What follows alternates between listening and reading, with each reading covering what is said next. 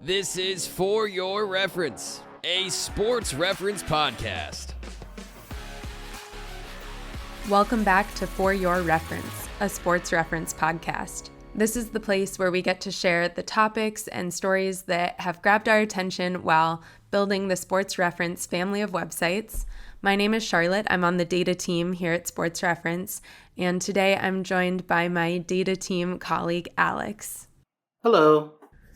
So Alex is here because this week we have decided to dive into the same topic and bring you our very first parallel rabbit hole quest. So the idea is that we're going to kind of start with a topic that piques our interest and go on our own separate rabbit hole missions, test the limit of the number of windows and tabs that our browsers can support, and then come back here to share what we found. Alex, what topic did you come up with for this parallel rabbit hole? Yeah, to start off this, we have decided to choose the topic of athletes who appeared on the popular reality television series Dancing with the Stars. The way this came about was that Iman Shumpert of the NBA recently won the most recent season of that show, and we decided it would be fun to put Dancing with the Stars champion bling on his player page as one of the fun Easter eggs that we spread across all of our sites.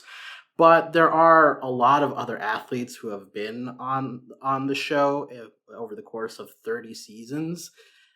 Just for anybody who's unfamiliar with the show, the premise is that each contestant athletes in a wide variety of other people famous for other things like acting, music, politics. They get paired with a professional ballroom dancer. They perform a dance each week and are either eliminated or advance to the next round based on scores from ballroom dance judges and fan votes. Yeah, so I, of course, took the natural step of grabbing every contestant who appeared on all 30 seasons and putting those all in a spreadsheet so that I could grab links to all their player pages and pull in stats for how they performed in various leagues. You know, totally natural thing to do. And just started to see what numbers I could find. I had a memory from watching the show. I had a long tradition of watching the show every week with my family while we folded laundry for many years. And my recollection was the athletes, as far as the sports we cover, football, basketball, baseball, did not do well. They were just clunky, awkward, couldn't put 2 feet underneath each other, underneath their bodies. And my recollection was that only the gymnasts and ice skaters did really well. But something kind of got mixed up in my brain because when I took a look, the athletes actually did pretty well, especially at the beginning. In the first 7 seasons, we saw 4 NFL players who all placed first or second. So they were kind of dominating, at least at first. And I kind of went from there and I looked at all 23 NFL players that appeared over the course of the seasons, as well as the 8 NBA players that appeared. I'm curious which athletes you kind of focused in on, Alex. Well, it's interesting you mentioned football because that caught my eye as well going through the list, is that there were a lot more winners on the football side than I had anticipated. And like there's a couple of big names in there, Emmitt Smith, Hines Ward, from the earlier seasons. But the name that kind of took me by surprise was Rashad Jennings, who won season 24 of this show. Just because, I think of Dancing with the Stars, I figure they're trying to get celebrity players or like people who are very much in the news. And Rashad Jennings is a guy who, at least my perception was that he was, kind of he was a player that NFL fans would know, like people, especially like Giants fans, but not necessarily celebrity status. So I did want to like dig in a little bit more into his career to see just like what was the context of his career at the time. And so like looking into it, season 24 happened in the spring of 2017. And so this was right after Jennings' final NFL season. And his career, if you go to his Pro Football Reference page, you notice it's relatively short, although running backs in general have a short career. He didn't really get to be a full-time starter until he was until he got to the Giants, and he was already late in life. And even then, it was part of a committee usually.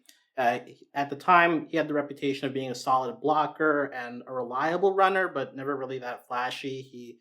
But he had been released in February 2017, and that freed him up to participate for the show. Now, that being said, it does seem like he the news had picked up that he'd done off-season hobbies in the past that made him stand out. There had been a story that he'd done archery in the previous off-season before this, and he's just like, I like to learn new things. And so it seems that that was the angle they went with for when he went on Dancing with the Stars. Like, this is my new off-season thing. I want to learn how to dance. And as it turns out, it seems like he did pretty well there. And so like after that, he did get a couple of visits with other teams. Like, he hadn't retired at that point, but nobody picked him up in 2017, so he just retired the next off season. And these days, it seems like he is a streamer on Twitch. I caught him playing a little bit of Warzone on Tuesday night, which was interesting to check in on.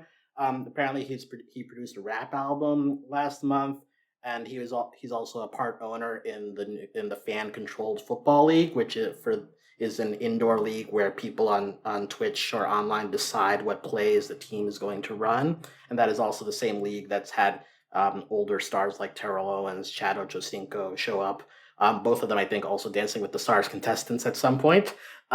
So yeah, it was just interesting to check in on a guy who I had not thought about in a while. Like, my dad was a Giants fan, so I definitely saw a lot of Rashad Jennings while I was playing, and he never really stood out. So it was fun to see, like, oh, okay, like this is kind of a nice career highlight for him, all things considered.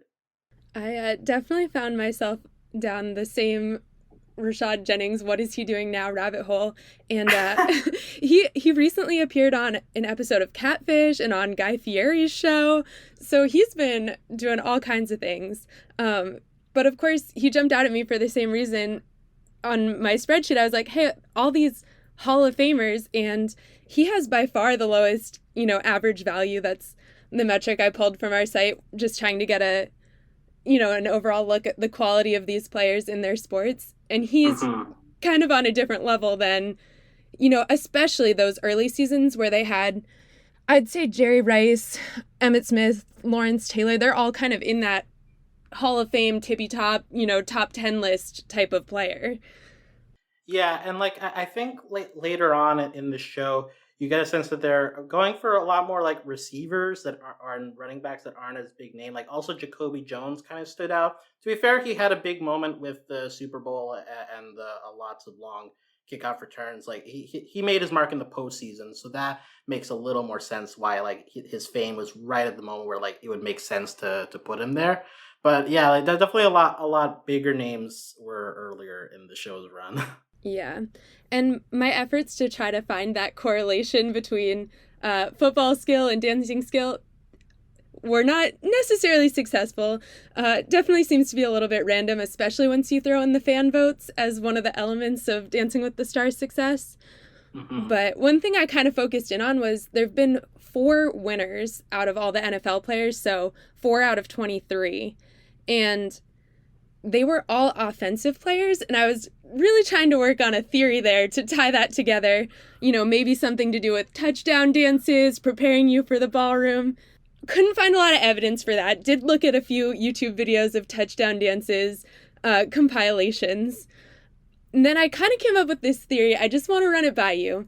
All right, okay. So when you're playing kind of any sport that has offense and defense, you think of the offense as being the instigator. They're dodging, they're deciding which way they want to go, faking out. And the defensive players, they're reactive.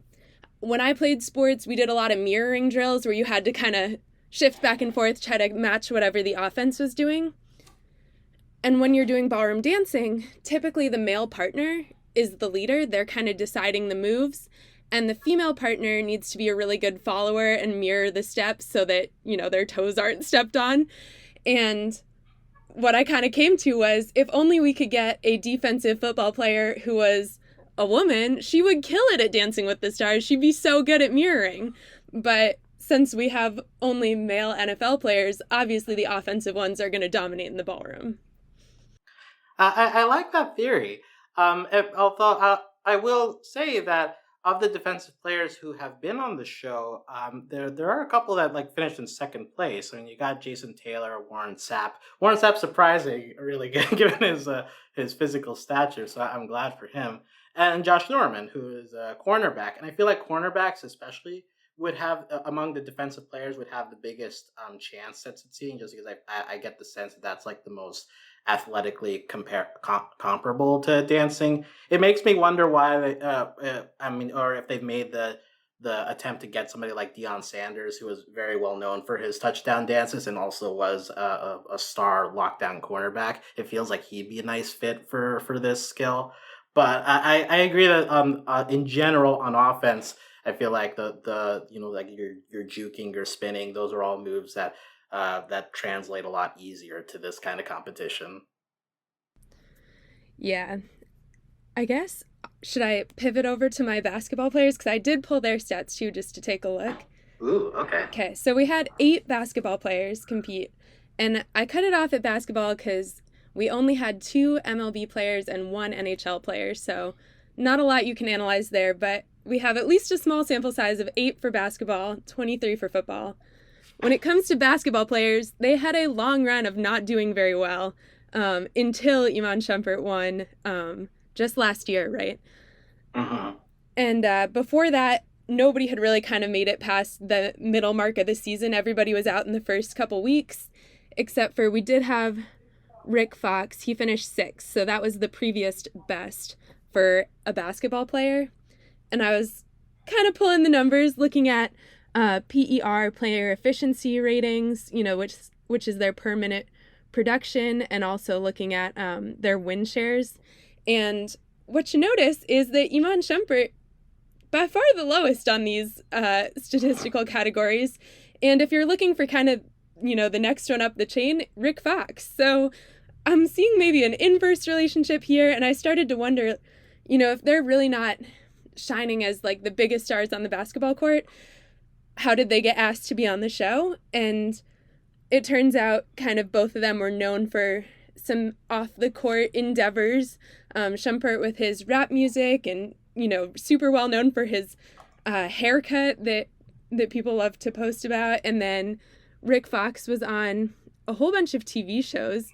He was on One Tree Hill, Ugly Betty, Melrose Place.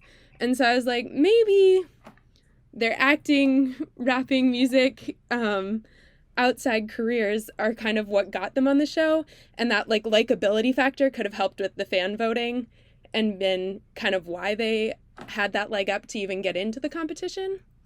Yeah, Rick Fox is funny how like he's had like a whole career after NBA. I'm pretty sure I still see him in like Old Spice commercial campaigns. So he's still pretty pretty active out there on that front. Yeah, and then the basketball superstars that we did get to see, I'm thinking of Clyde Drexler or Kareem, like they were maybe more of what I'm remembering with the just kind of 3 feet taller than their partner, can't get in sync, can't get their feet to go where they want them to go. Mm-hmm. It's kind of sad for Clyde Drexler. I mean, his nickname is the Glide, right? Like, if you could think of a perfect nickname for a dancer, that would fit. But unfortunately, I guess it didn't pay off for him. I also found a couple basketball players who had specifically said that they wouldn't go on the show after seeing some of the early failures of some of the previous contestants, and that included Anthony Davis, and notably Shaquille O'Neal had said, nope, we'll never go on Dancing with the Stars. And I was it triggered something in my head. I thought, isn't he the one who said he wouldn't ever shoot the underhand free throws? And I pulled up the quote on that. He said, I told Rick Barry I'd rather shoot 0% than shoot underhand. I'm too cool for that. So I think he also thought he was too cool for Dancing with the Stars. It's always fun when they got the larger people doing the dance. Like again, like Warren Sapp on Dancing with the Stars is always something. Is like wow, like this is amazing that we get to see this in action. So Shaq would similarly get that kind of feeling out of me. It's a shame we haven't gotten him. I feel like Charles Barkley's sticking that inside the NBA crew. I feel like he would have some fun with it if he was deciding to do it. But so there's a lot of opportunities still to mine from basketball. Like compared to football, there's not there feels like a lot of big names that. For sure. Did you go in any other directions with your research? Well, on the basketball side, two people that I was looking into was the father-son combo of Master P and Romeo, who are more famous for being rappers, but they both actually have basketball careers. Master P, he was in the second season of the show, and at the peak of his musical career, he decided to use his fame to get a shot back into pro basketball because he had gone to Houston on an athletic scholarship, but he blew his knee out before he could play, so he never got any stats. But once he got famous, he managed to parlay that into getting a contract with the Fort Wayne Fury of the CBA, which was a lower league at the time. And from there, he had enough tape to manage to get into training camp with the New Orleans Hornets. Admittedly, this was at the time when the strike happened, so the every team was kind of scrambling to get their team together once the strike ended. But even so, he got into there with enough tape. They cut him right before the season, but then the next year he got it with the Raptors in training camp. And there's actually a couple of newspaper reports that he even like scored 8 points in a preseason game against the Grizzlies. So like he was getting a little bit of action and the enough to get by NBA level players in the preseason, obviously. So there's not as high effort, but that's still kind of an accomplishment for somebody who's definitely who had not been in the system for a long time. And in all that, I also found this great quote from Charles Oakley, another guy who's been on Dancing with the Stars, but he was on the Raptors at the time, and he was kind of annoyed by the whole situation, saying, "I guess when you've been around long enough, you see everything, but I'm not for that kind of stuff." So like it's funny, even like some of the people on the Raptors were getting kind of annoyed that he was hanging around there. And also, I really like this quote from Master P after he got cut by the Raptors. That he was kind of bitter about it because he felt like he was actually like doing it the right way. And so there's this quote here: "They kept Muggsy Bogues. He couldn't even get up and down the court. But I get it was his last year to get his pension. He was done. He was on his way out. But you keep Muggsy Bogues for real? What did he have to offer? Nothing." So it's just funny that like despite the fact that this guy had only gotten into training camp, but he had the confidence for sure.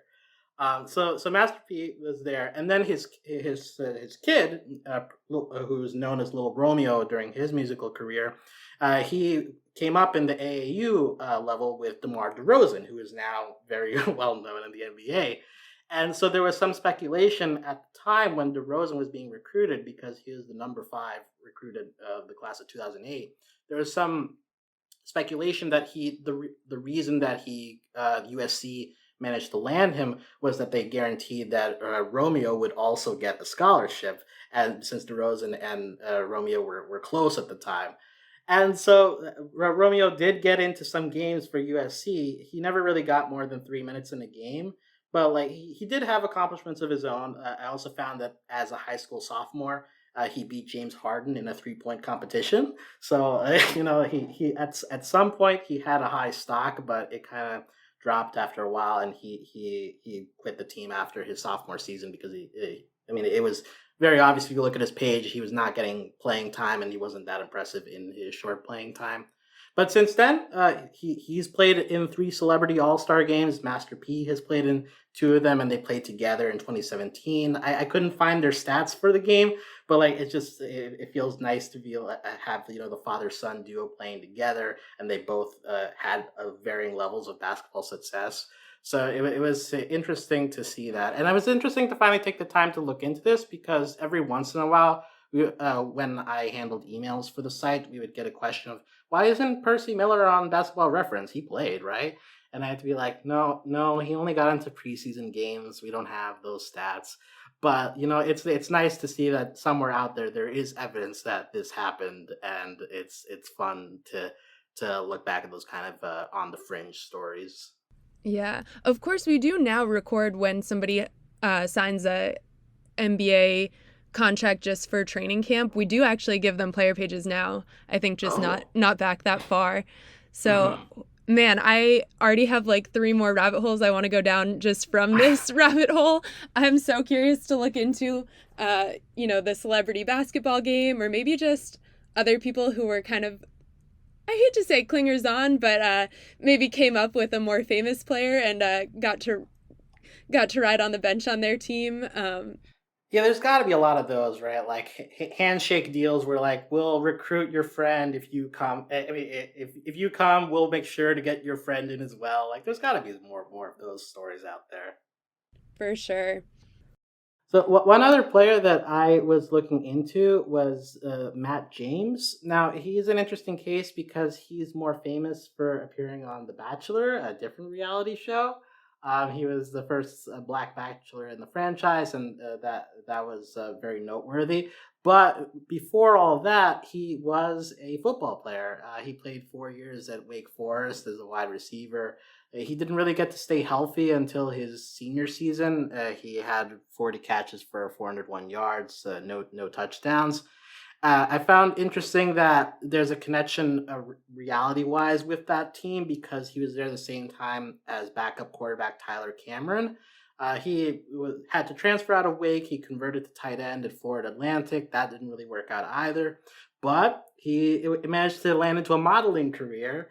And from there, he jumped onto The Bachelorette as a contestant there. And as it turns out, Cameron's mom nominated James to be on The Bachelor. So like there's this whole like weird connection where like they're teammates at Wake Forest, and that like managed to follow them into like both of their entries into the reality stage. Also, I found it when I was looking into the team, the 2014 Wake Forest. I did not realize that was the same year where there's this there's this famous meme in the college football community of Frank Beamer, Virginia Tech head coach, and he's got his arms in the air celebrating, yeah, and you see the score 0-0 at the end of regulation. And as it turns out, that is from the game where Wake Forest and Virginia Tech had both gotten to a 0-0 tie at the end of regulation, and Wake wins in double overtime. But Matt James was on that team, and in an oral history I found of the game, he was commenting on how like that was just a terrible game. He didn't contribute much to the story, but I found it funny that he was connected to that meme that I've seen so often on the internet. Also, I found out that apparently a while later they found out that somebody on the Virginia Tech squad had a material from Wake Forest's practice, like not quite a playbook, but there was some material they had beforehand, and that came out later. And I was like, oh, okay, that's an interesting thing to come out that I'd never heard about that story. But again, like these are players that had a brief moment in sports before becoming famous for other reasons, and I did love digging into his story. Yeah, I did not go down this particular Matt James rabbit hole, but I happened to be on the same dorm hall with the brother of the Wake Forest quarterback, years later. And wow. at the time when Matt James and Tyler Cameron were becoming famous through The Bachelor and Bachelorette, and his brother was getting crazy attention at Wake Forest because their football program suddenly was the football program that produces bachelors, Yeah. So I thought that was like really neat that this sort of on the smaller side, I think, of college athletic programs got all this attention through this strange avenue. Yeah, for sure. It's strange how that connection ended up transferring to national broadcast television. Well, Alex, thank you so much for joining me to chat today and suggesting this fantastic topic for the podcast. Listeners, if you would like to get in touch with us, you can reach us at podcast@sportsreference.com. Thank you so much for listening.